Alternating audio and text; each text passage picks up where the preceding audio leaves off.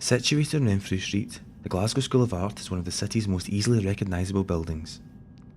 Designed by Charles Rennie Mackintosh and built over a 12-year period, it gives a fascinating look at the work of the acclaimed Scottish architect. I caught up with student and tour guide Lizzie Brollerson to find out more about the history of the famous building. The building is interesting because it was completed in two phases. The original budget was very small, only £14,000 to complete the whole building. So, as you might expect, the building work started in 1897, and by 1899 all of the money had run out. Only half the building was completed at the total of £21,000, so they were already 50% over budget.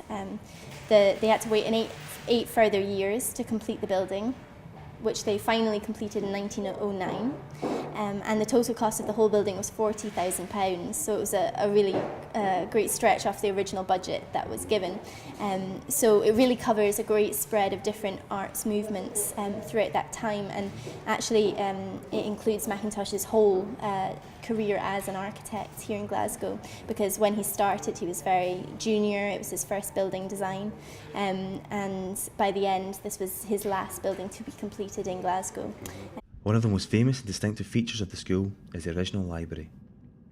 Framed by windows which run over 3 floors, the library is one of the most celebrated rooms created by Mackintosh and provides a stunning example of his flair for interior design. The library windows are kind of the main feature on that facade of the building, and they are really interesting because they stretch up for 3 floors uninterrupted, which was quite an architectural feat of that time. That was the last facade to be completed.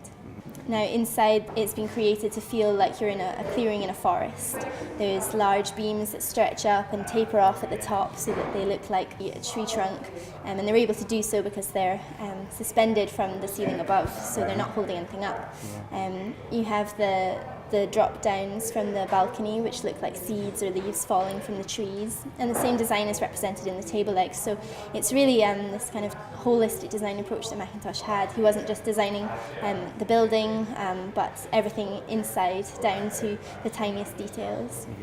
There's tours that run daily, every day of the week, and pretty much on the hour in the summer. And on the tour you can go in and you can see the furniture gallery, which is the largest collection of Mackintosh furniture in the world. It was part of our Access and conservation project that we have run. So that finished around 2009 to celebrate the centenary of the building itself. And the space where the furniture is housed has kind of tried to restore it back to Mackintosh's original designs of interiors, so the bare brick walls and the sort of wooden floorboards and things like that. So it is a great space to view his furniture in, and we're really lucky to have that here at the art school.